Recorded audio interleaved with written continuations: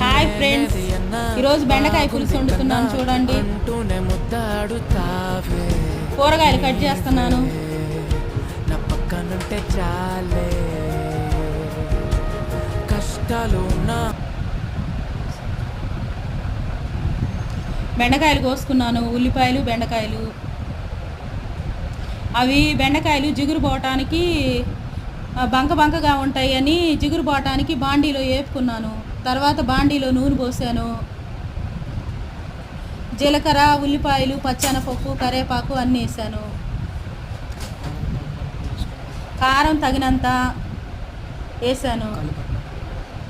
కలపాలి. తర్వాత పులుసు పోయాలి, చింతపండు పులుసు. తర్వాత ఉప్పు వేయాలా.